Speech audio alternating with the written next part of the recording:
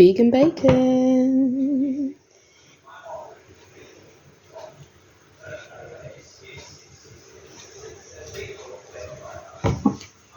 So with this vegan bacon, I make it the same way I make my other vegan bacon or vegan ham, except what I do is I partially cook it with this by steaming, and then I put it into a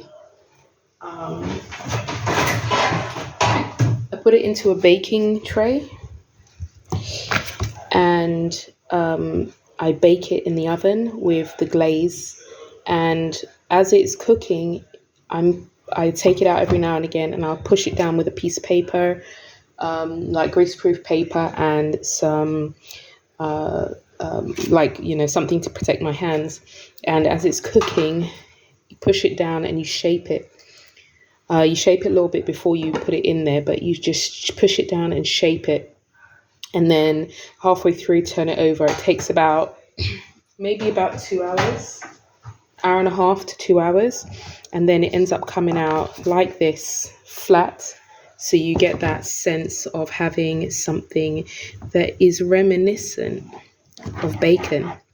And then what I do is I slice it all up,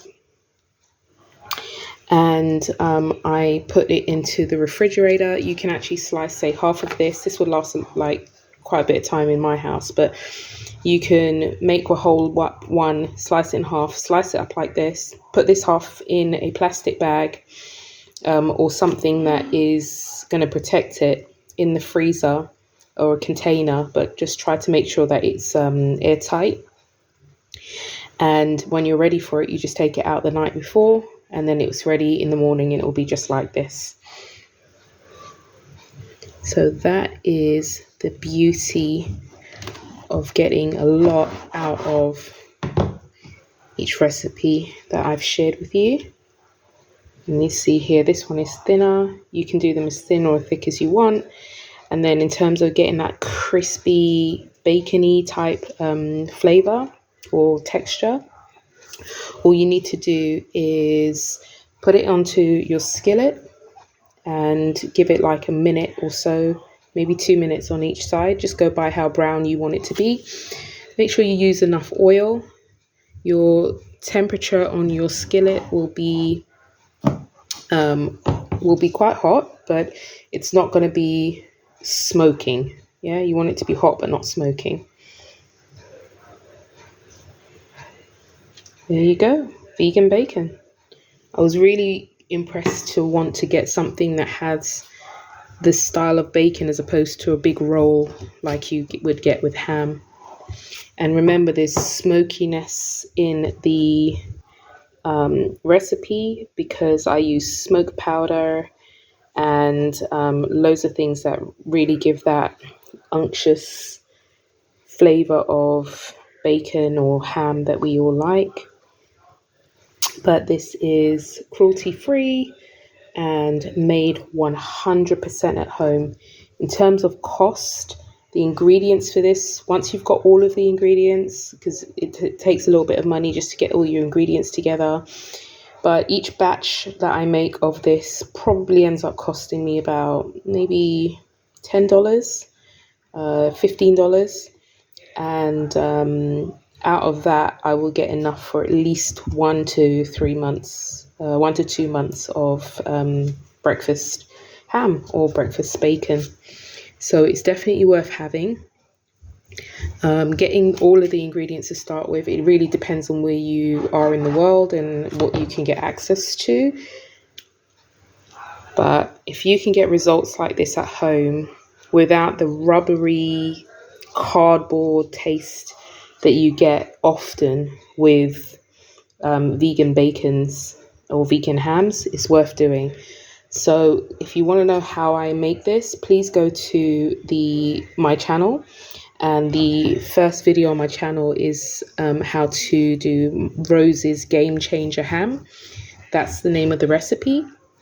And the only amendment that I would do is, instead of doing a boil, What I do differently now, 18 months on, is I wrap in greaseproof paper, then I use cheesecloth, and then I put it into steam, as opposed to putting it with aluminium foil and boiling it.